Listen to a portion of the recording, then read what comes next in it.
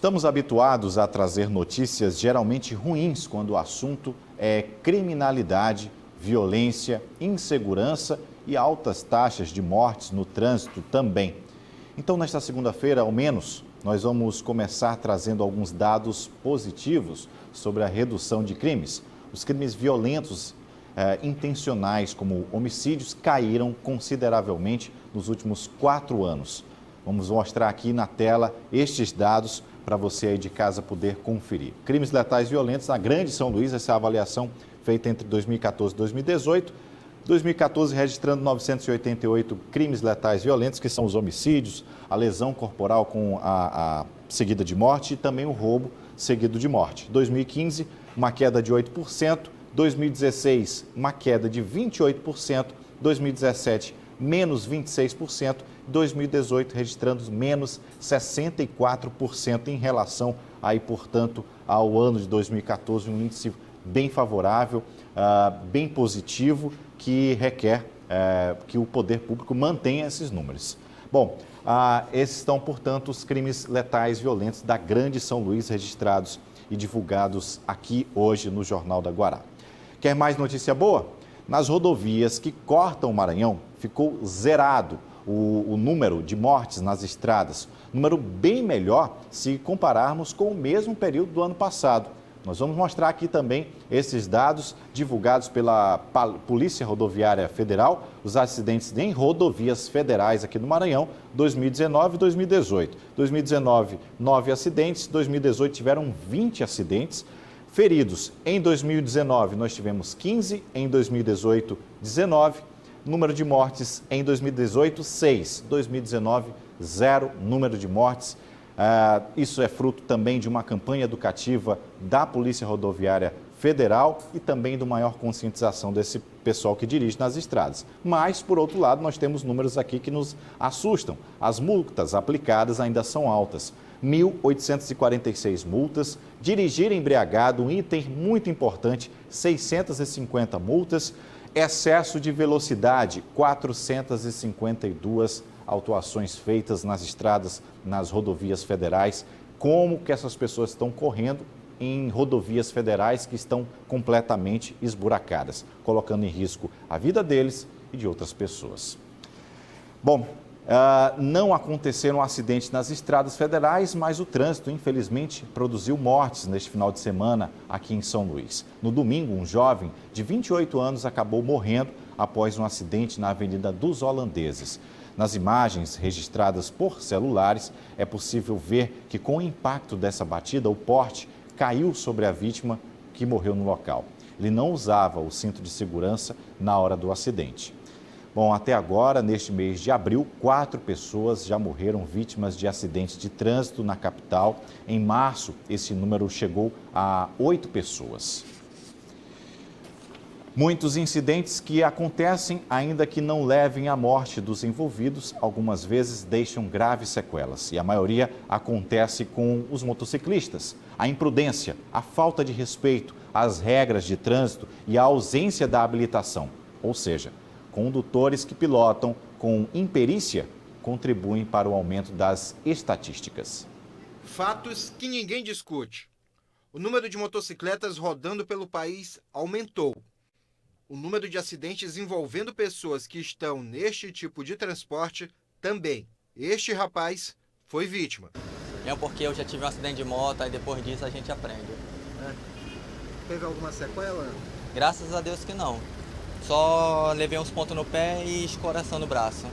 Enquanto motociclista, o mensageiro acha que São Luís não é preparada para a quantidade de motos existentes na cidade. Buraco, às vezes tem poça d'água, quando chove, poça d'água entope, aí a gente fica com dificuldade de ver os buracos. O engarrafamento, às vezes o sinal, às vezes prega, dificulta para tu, aí tu tem que fazer ou parar, perder muito tempo. Se a situação é assim, os motociclistas deveriam andar com mais cuidado, mais atenção. Andar na direção defensiva e evitar infrações. Mas, no geral, eles fazem o contrário. Segundo dados do Denatran, 60% dos motociclistas em atividade não possuem habilitação ou não renovaram o documento. Nas ruas, tem sempre um condutor infringindo as regras do trânsito. O tipo de calçado usado é um dos erros mais comuns. Teve quem estivesse com um capacete na cabeça e outro no braço. Muitos andam com viseira levantada. Talvez a infração mais grave seja passar entre os carros no sinal fechado. Virou regra para muitos e é o motivo de diversos acidentes. Os motociclistas são responsáveis pela maior parcela de gastos com o seguro DPVAT.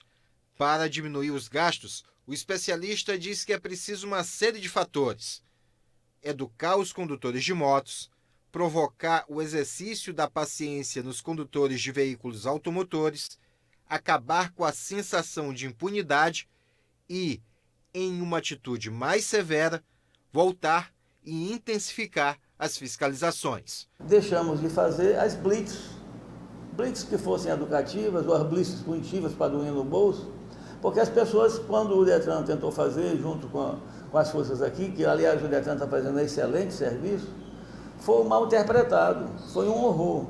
Então pararam um pouco, mas eu acho que as blitz têm que voltar. Se as pessoas tiverem a impressão que vão ser pegas dirigindo alcoolizados, somente os motociclistas, dirigindo ou fazendo uso de drogas, e as blitz pegarem, inicialmente educativas, eu tenho a impressão que vai melhorar. E hoje pela manhã, um homem que estava pilotando uma moto e não tinha habilitação foi preso por policiais rodoviários federais na BR-135. Ele fazia um retorno proibido e ainda tentou subornar um policial rodoviário com R$100. A seguir, a emissão do novo RG, que vai disponibilizar todos os documentos do cidadão. Tem também uma entrevista com a presidente do Aviva e Procon, Karen Barros. Já. Agora são 6h39. O governo federal tem um projeto para criar uma base digital que unifique documentos diversos como RG, CPF, CNH, carteira de trabalho, título de eleitor, certificado de reservista. A ideia é que com um cadastro com registro de biometria possa ser acionado pelo cidadão em qualquer lugar, inclusive pelo celular. O Maranhão já deu um passo para isso com a aprovação na Assembleia Legislativa de um projeto de lei que criou o RG+. O superdocumento já pode ser emitido. Quem nunca teve dor de cabeça para reunir diversos documentos para um emprego, entrar com processos na justiça ou matrículas em instituições de ensino? Pois é, o RG+, um projeto aprovado na Assembleia Legislativa do Maranhão, pode dar uma mãozinha e facilitar as coisas. A partir de hoje, qualquer pessoa pode ir a uma das unidades do Viva Cidadão no estado e tirar uma nova carteira de identidade. A diferença é que agora esse documento pode conter mais que o simples número do RG e vir com os números de CNH, carteira de trabalho, registro profissional, como OAB, Corém, CRM, PIS/PASEP, certidão de nascimento, tipo sanguíneo, condições especiais de saúde, como alergias e até declaração de doador de órgãos. Mas não há motivos para a correria. A intenção é facilitar a vida do cidadão. O documento não é obrigatório. O RG+ custa o mesmo valor do anterior, R$ 32,83, e não isenta da obrigação de continuar tirando outros documentos, como o CPF e o título de eleitor. Se a palavra de ordem facilitar a vida do cidadão, o Procon, além de lançar o novo RG, assinou o termo de contratação de empresa especializada em Libras para garantir a acessibilidade em todas as unidades. E por isso agora eu estou muito emocionada. E todos os surdos também muito ansiosos de estarem aqui. E esse é só um dos assuntos que vamos tratar agora com a presidente do Viva e Procon Maranhão, Karen Barros. Boa noite, presidente. Seja bem-vinda aqui ao Jornal da Guará. Bom, em primeiro lugar, o Maranhão saindo à frente, isso melhora a vida do cidadão, isso é comprovado, isso é constatado.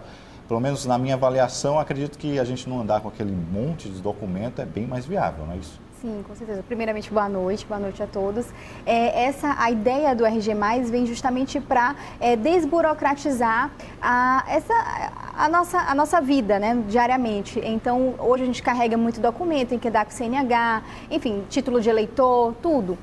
Até mesmo o cartão do SUS. E a lei 10.996, ela vem justamente para facilitar a vida do cidadão, né? Reunindo em um só documento o mesmo RG que nós já temos hoje, o mesmo espaço, a mesma cédula, só vai mudar novos campos, né? Ela vem justamente para facilitar, o cidadão não precisa mais carregar tantos documentos, é uma atitude de vanguarda aqui do nosso estado. Bom, essa atitude de vanguarda, muitas pessoas vão emitir, alguns vão poder viajar para os outros estados, é um documento novo, ele é validado em todo o território nacional? Isso, é como um RG normal, ele tem validade nacional, né? Ele só não está unificado, que o projeto de unificação ainda é para o futuro, tem um número só, mas assim, o nosso sistema já está preparado para essa unificação, que é do decreto federal. Aqui a gente já deu um passo à frente, como mesmo vocês disseram, trazendo essa lei, que é de autoria do deputado Zé Gentil, do deputado Duarte Júnior, que fizeram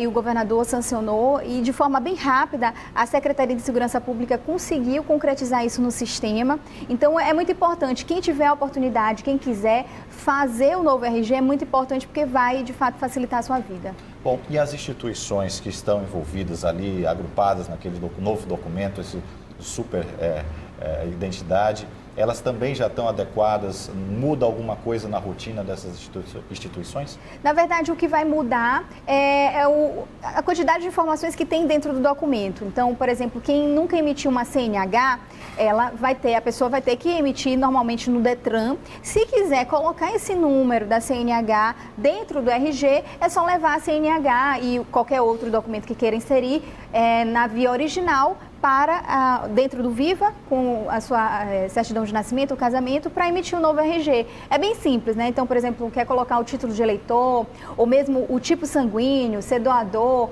ou mesmo condições de algumas pessoas com deficiência. Algumas mães de criança com autismo me perguntaram se é possível colocar essa informação no RG, e é possível sim, basta levar um laudo médico para comprovar essa condição e a pessoa, o servidor, ele insere essa informação, ou seja, de fato é um super documento, vai ter todas as informações e facilitar a vida do cidadão. Presidente, vocês também fizeram uma ampliação do serviço, o serviço de Libras dentro das unidades do Viva Procon?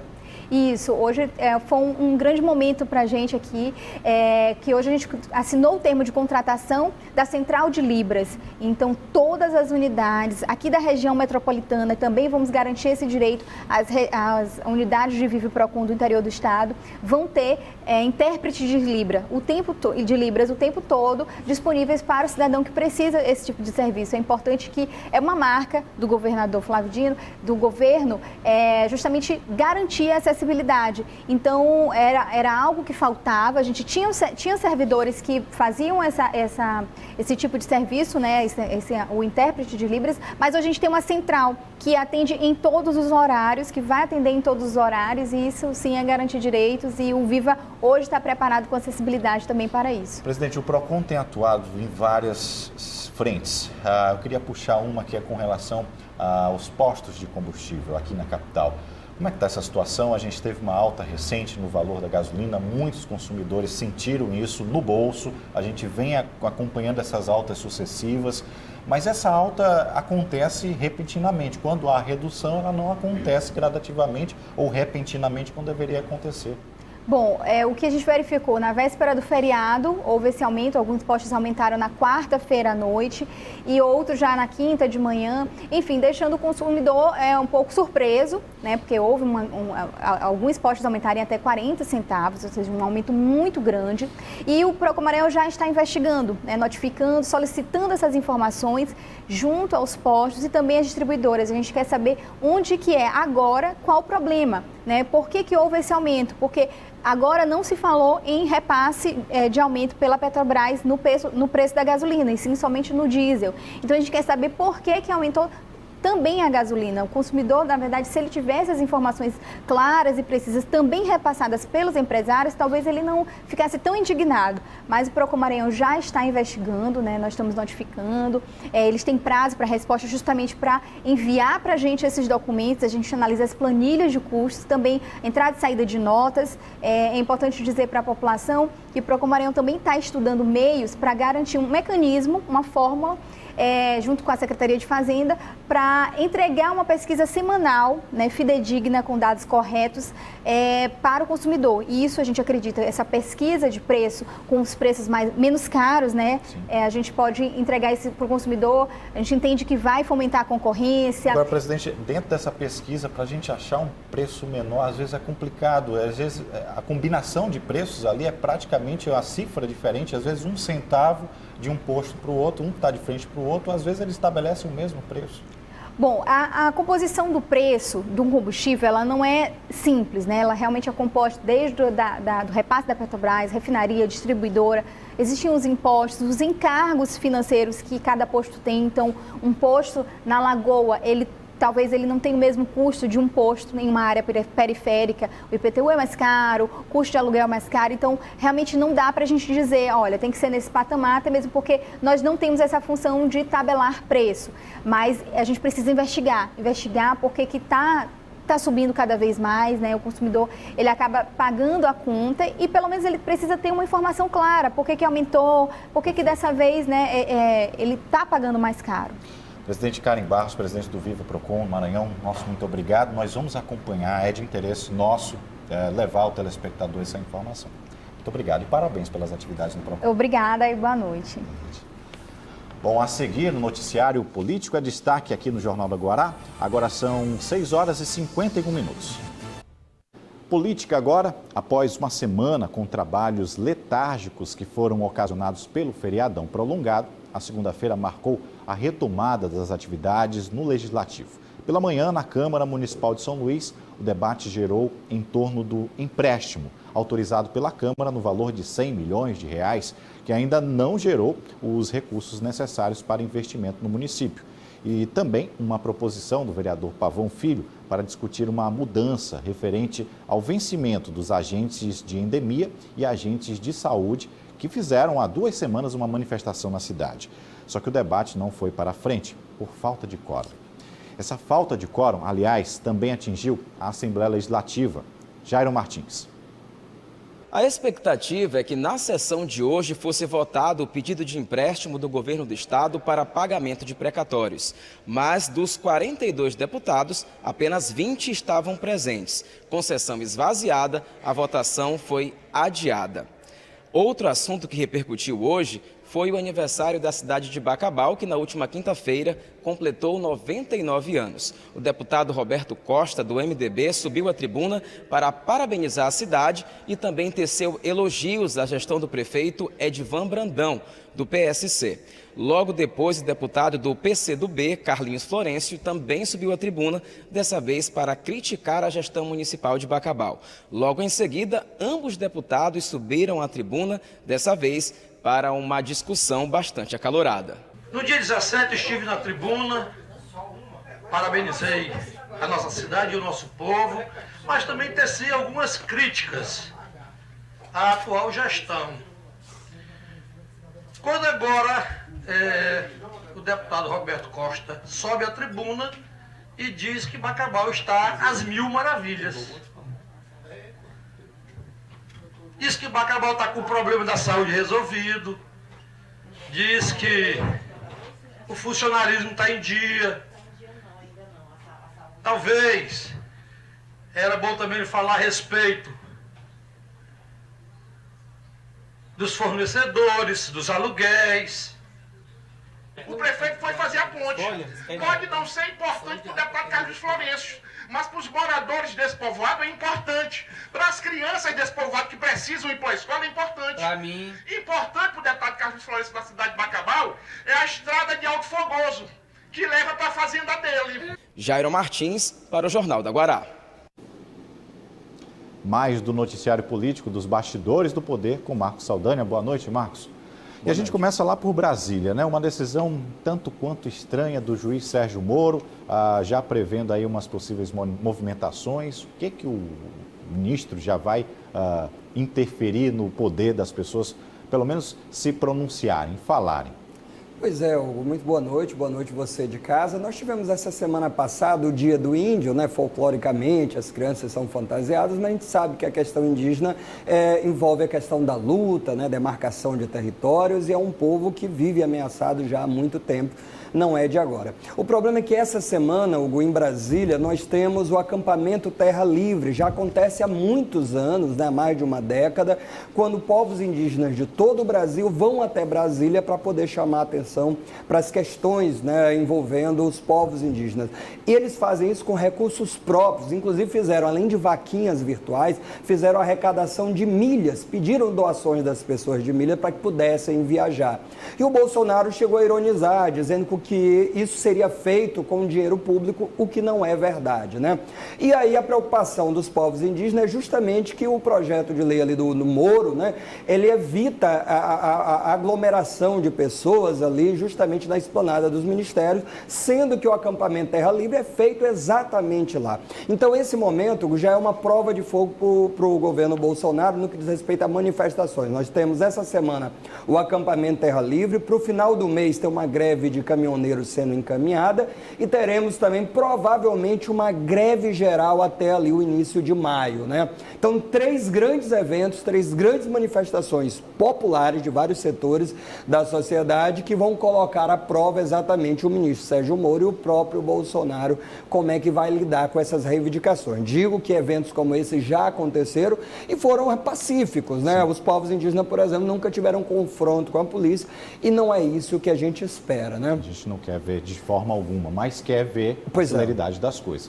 Marcos, outra situação também no quesito transparência, da Previdência, o que mais a gente tem aí que tanto atrapalha o cidadão de poder ver aonde é que está sendo aplicados os recursos? Pois é, causou estranheza, porque há um debate já há muito tempo, a gente já tem falado disso, Hugo, justamente na questão da Previdência. Afinal de contas, existe ou não existe, por exemplo, o rombo da Previdência? Onde será feito os ajustes? Onde é que estão os dados que justificam a necessidade de uma reforma previdenciária? Bom, diante disso, o governo inovou agora, fazendo com que esses dados eles fiquem em sigilo. Claro que todo mundo reclamou, a oposição está batendo muito forte nisso, porque como é que você pode fazer uma reforma se você não tem os dados que justifiquem a necessidade dessa reforma, né?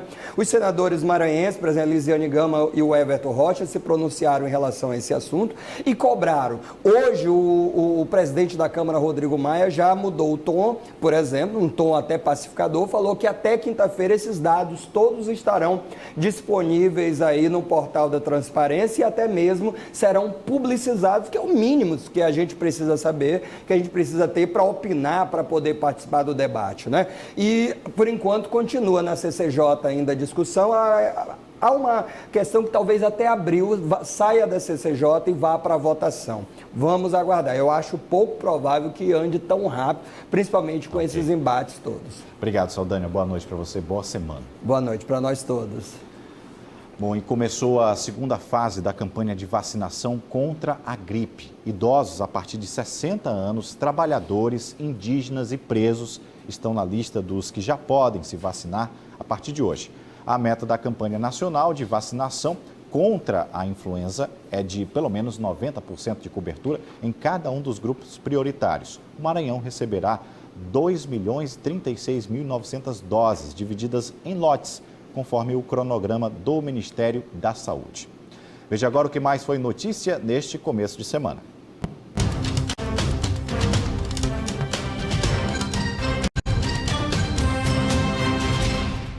Foi a fé em dias melhores, a esperança por tempos mais favoráveis que levou as pessoas a saírem de casa no domingo de Páscoa e celebrar a renovação da memória de vida de Jesus Cristo.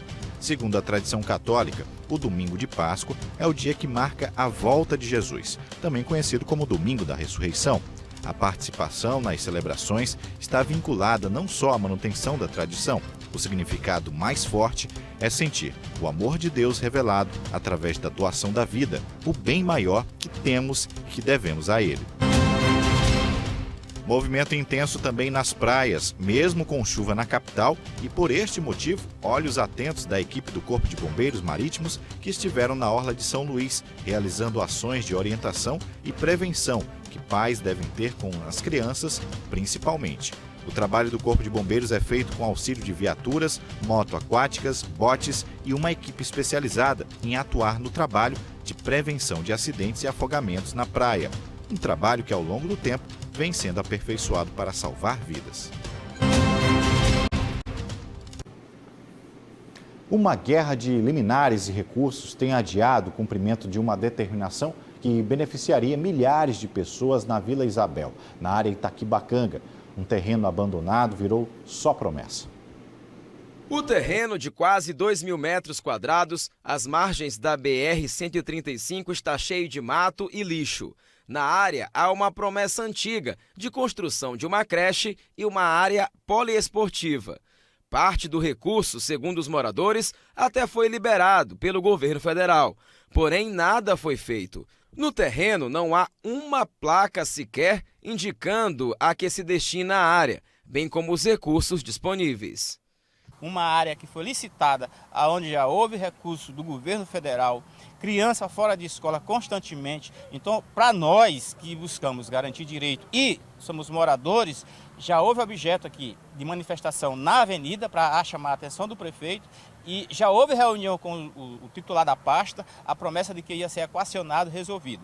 Não foi. Uma ordem judicial determinou que a prefeitura iniciasse as obras imediatamente, mas a Procuradoria do município entrou com recurso e suspendeu a decisão, segundo os moradores, sob a alegação de que não havia recursos disponíveis.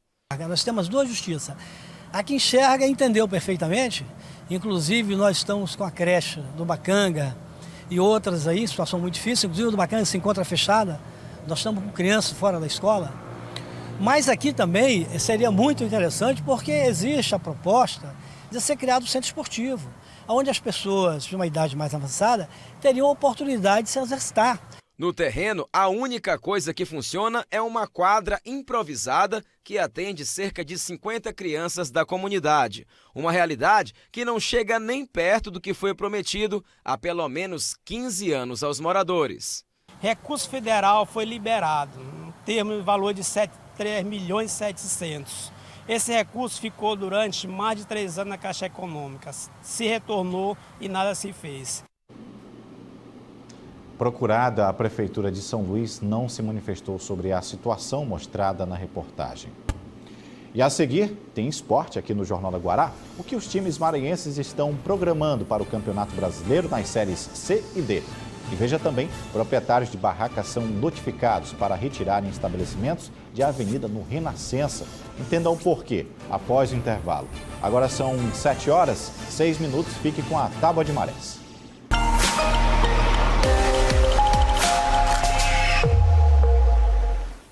Para esta terça-feira, a primeira baixa-mar será às 3h11 da madrugada, com 0,6 metros. Em seguida, a pré-mar, às 9h08, com 5,8 metros. A outra baixa-mar será às 15h37, com 0,4 metros. Por fim, a pré-mar, às 21h37, com 5,3 metros. De volta com o Jornal da Guará e a nossa pauta agora é o esporte. O Campeonato Maranhense já acabou, todo mundo já está de olho no Brasileirão, que vai ter Sampaio Imperatriz na Série C e o Moto e o MAC na Série D. Ana Tereza comigo aqui. Boa noite, Ana. Como é que estão os preparativos dos times? Boa noite, Hugo. Boa noite a todos que acompanham o Jornal da Guará. Olha, terminou o Campeonato Maranhense, os clubes já começaram a anunciar várias contratações, mas eu trouxe algumas especiais para a gente debater aqui. Começando pelo Maranhão Atlético Clube, que a gente pouco falou. O pessoal fala mais do bode, Aninha. Então tá aí, ó, as contratações, mercado da bola para o MAC. O MAC trouxe, hoje foi apresentado o lateral esquerdo Chico Bala. Chico Bala é a segunda passagem dele pelo MAC. MAC. Ano passado ele disputou, chegou às quartas de final com o MAC. Quando estava na Série D, o técnico era o Rui Scarpino, Chico Bala, que tem uma ótima história aí no motoclube. A gente tem o meia, o Wesley está aqui, ó. A gente tem o meia Wesley, que estava no Olímpico do Sergipe. Tem também o meia Verlan, que foi campeão maranhense ano passado com o motoclube. O atacante Vitinho, que também estava no elenco do Ferroviário do Ceará. E eu esqueci aqui de destacar o lateral direito Vivico e um volante bem experiente, que é o Robson Simplício. O Robson Simplício tem 2 acessos pelo Sampaio Corrêa, tem 32 anos e muita experiência. Agora as contratações para destacar no motoclube. Vamos destacar aí quais são as... Mercado da bola novamente, gostei dessa arte. Está aí, ó. Destacando hoje, Hugo, o Vinícius Paquetá, que está de volta ao motoclube, e o Henrique, que é a revelação do motoclube. Por último, estava no Remo, já teve uma passagem pelo Sampaio Corrêa também. Enfim, a torcida estava pedindo muito contratações para o sistema ofensivo do motoclube. Então tá aí, motoclube repatriando o Vinícius Paquetá, que estava no Pinheiro, e também repatriando o Henrique, que é a revelação da casa, já passou pelo Sampaio e pelo Remo. Vamos falar agora dos times para a Série C, começando pelo Imperatriz, atual campeão maranhense. A gente tem aqui o Val Barreto, que foi campeão ano passado com o motoclube. A gente tem o Alisson, lateral esquerdo, e eu vou destacar a volta do Diego Valderrama. O Valderrama, inclusive, já foi campeão maranhense com o Imperatriz em 2015. Essa é a segunda passagem do jogador pelo Cavalo de Aço. Ele tem história também no Sampaio Corrêa, tem acesso no motoclube, inclusive já jogou com o Rui Scarpino, atual técnico do Imperatriz, jogou com o Rui, inclusive pelo acesso do motoclube. Então tá aí 3 importantes reforços para o Imperatriz. Agora o Sampaio Corrêa. O Sampaio Corrêa já tem 9 contratações, mas eu vou destacar, Hugo, 2 em especial, que é o Dionis. O Dionis está de volta. Olha, essa dupla de volante aqui que o Sampaio está trazendo, que é o Dionis e o Felipe Dias, é uma dupla de volante casca grossa, vamos dizer assim, tá? O Dionis, ele tem uma história muito bacana com o Sampaio Corrêa. Ele foi revelado pelo MAC, mas em 2005, quem lembra muito bem, aliás, em 2005, 2015, quem lembra muito bem, o time do técnico Léo Condé, ele fez uma excelente campanha, foi um dos destaques da equipe que chegou na Série B em 8º lugar. Foi uma campanha excelente do Sampaio Corrêa, comandado pelo Léo Condé na Série B em 2015. Então, Johnny está de volta. E o Felipe Dias, voltando ao futebol maranhense. O Felipe Dias, ele tem uma história bacana também no motoclube. Sempre foi, assim, procurado pelo Sampaio Corrêa. O nome dele sempre rolava entre os técnicos. Francisco Diá, Léo Condé, muita gente querendo trazer o Felipe Dias. O presidente Sérgio Frota confirmou que Felipe Dias agora vai ser do motoclube. O Felipe Dias estava no Campeonato Carioca disputando pelo Bangu. Tá aí, então, essas são as contratações. Os times estreiam agora no fim de semana, só Sampaio e Imperatriz pela Série C. E em maio a gente tem o Moto pela Série D e o MAC também pela Série D. Mais essa tabela e mais informações, Hugo, eu trago na sexta-feira. Obrigado, Ana. Boa noite. Eu que agradeço. Boa noite. Bom, depois da retirada das bancas de revista do Largo do Carmo para a realização do projeto de urbanização do lugar, que nunca aconteceu, os proprietários desse tipo de estabelecimento se veem ameaçados agora em outro ponto da cidade, no bairro do Renascença. Os donos de bancas foram notificados para se retirarem do local a pedido da Prefeitura de São Luís. Muitos deles estão instalados na avenida paralela a Colares Moreira há pelo menos 2 décadas. Veja na reportagem de Mariana Dias. Todo dia, Dona Marlúcia acorda cedo para abrir sua banca de revistas, lugar de onde vem o único sustento da família. Só que agora, a banca dela e as outras 2 localizadas nessa calçada, no Renascença, foram notificadas a mudar de lugar. A gente recebeu essa notificação da Brices Urbana, né? A gente recebeu dia 18 de março, onde eles vieram nos notificar que nós tínhamos que sair deste lugar aqui. E eu perguntei o porquê, o que estava havendo. E ele me falou que ele não sabia me responder, mas que vinha de um pedido de um promotor do meio ambiente chamado Fernando Barreto. A minha sensação é de desespero, porque toda a renda que eu tenho está aqui. Há 20 anos as bancas funcionam aqui. Há pouco mais de um mês eles receberam a primeira notificação. Na última sexta-feira foi dado um prazo. Em até uma semana, eles precisam ter outro lugar para trabalhar. Mais uma ação da Prefeitura de São Luís, no momento que estamos fiscalizando o uso indevido de áreas públicas. Uma das competências da Secretaria de Urbanismo é o exercício de poder de polícia, de fiscalização da legislação urbanística. Aquelas bancas estão infringindo, pois elas estão em área não edificante, estão obstruindo a passagem de pedestres e dificultando a visibilidade de motoristas daquela região. Dona Raimunda, que passa pela banca diariamente, acha que a ação é desnecessária e, como moradora do bairro, acredita que as bancas não atrapalham. Você acha que essas bancas podem estar atrapalhando? Não está, não. Está no lugar exato. Né? A senhora espera que permaneça aqui? Eu acho. Acho que sim.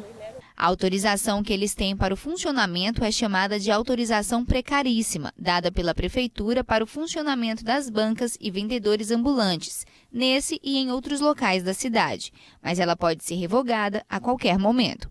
Apesar disso, segundo o secretário de Urbanismo, é dada uma alternativa para que eles escolham um novo local e recebam suporte para a locomoção dos estabelecimentos. Desde o ano 2016, me recordo já de ter notícias de notificações, mas agora a gente está botando para acontecer, porque a gente está naquela área, a gente tem ações pontuais na cidade e estamos entrando na área do Renascença para um choque de ordem pública naquele espaço. Outras informações no portal guará.com. Uma ótima noite, a gente se encontra amanhã. Bom começo de semana.